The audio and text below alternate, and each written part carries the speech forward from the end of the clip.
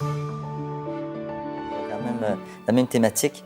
Comment puis-je découvrir ma mission ou mon rôle dans ma vie et pourquoi suis-je sur la terre?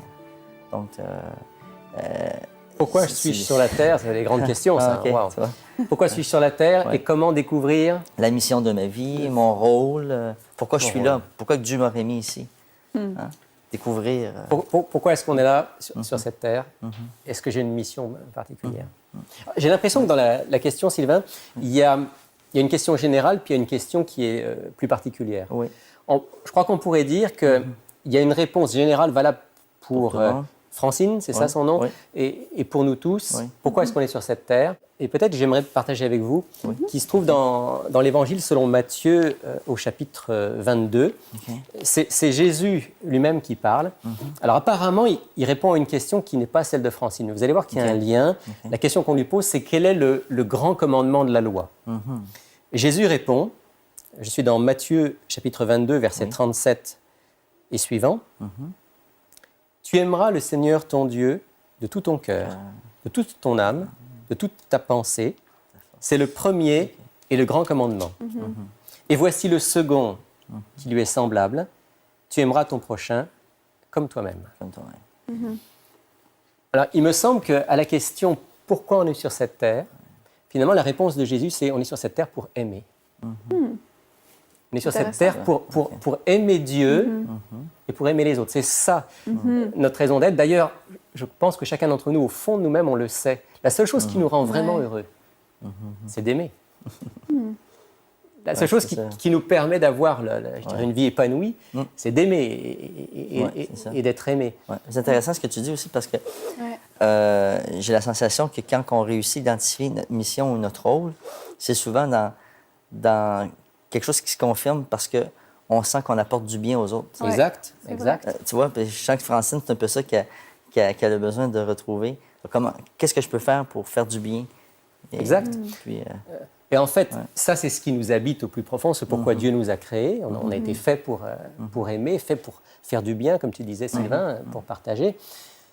Alors, peut-être la première réponse à la question, c'est de dire, bien, dans ma vie personnelle, mon Dieu, aide-moi à avoir comme objectif majeur de t'aimer et d'aimer les autres.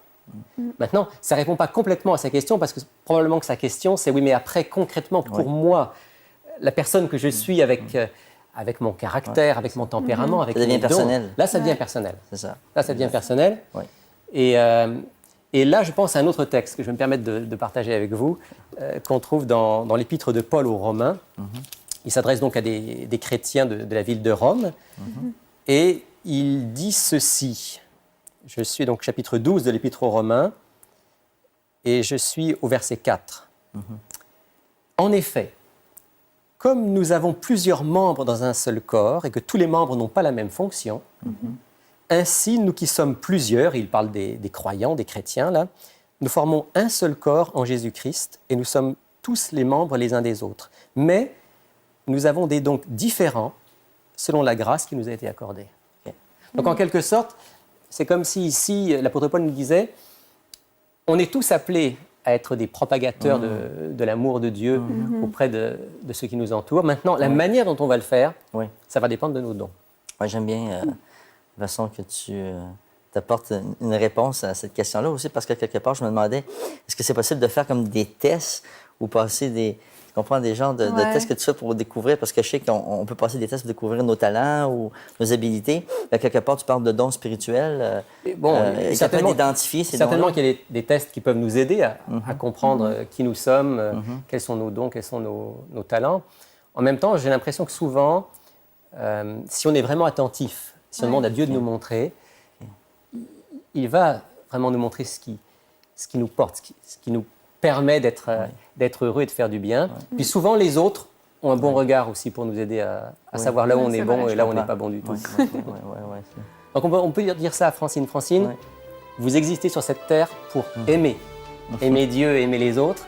Comment vous allez le faire? Mais là, il faut que, avec l'aide de Dieu et des autres, vous puissiez déterminer quels sont vos dons et comment vous pouvez les mettre au service des autres.